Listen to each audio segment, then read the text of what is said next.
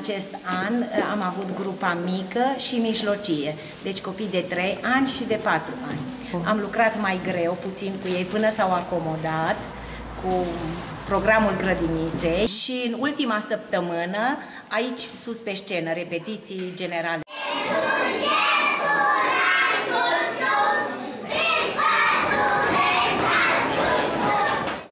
La această sărbare am prezentat un moment folcloric.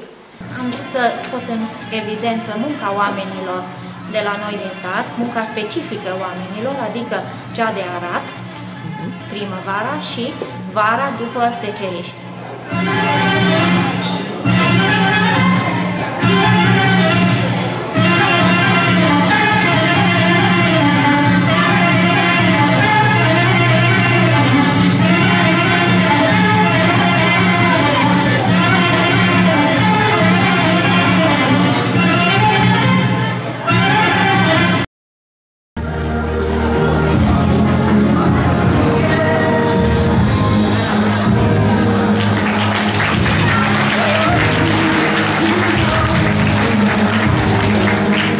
O singură grupă de 7 ani, care în septembrie pleacă la școală în clasa 1.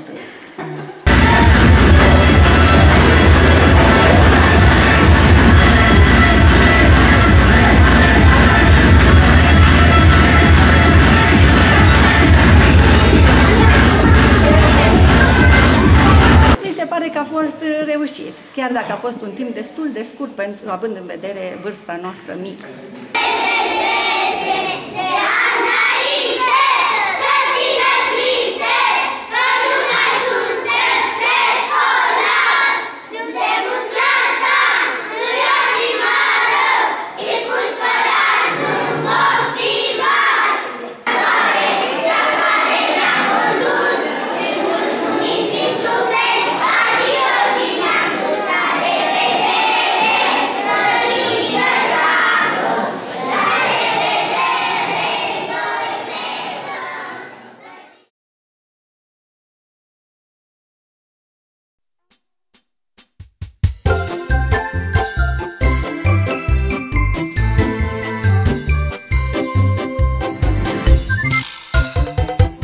Avec les lettres de l'alphabet, B, C, D, E, F, G, c'est facile, super facile d'écrire une chanson.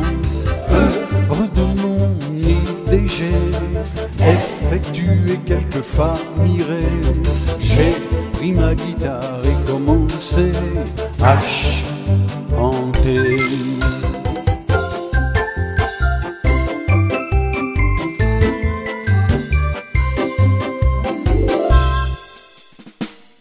Immédiatement j'ai trouvé la rime, j'ai vu comme un bon signe, car la musique a suivi, elle, le reste aussi.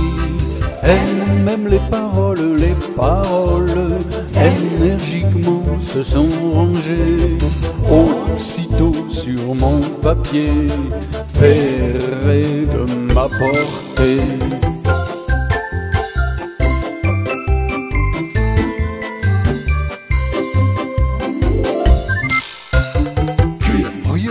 À partir du cul, ST c'est pas terminé, SOS ça ne veut plus rimer.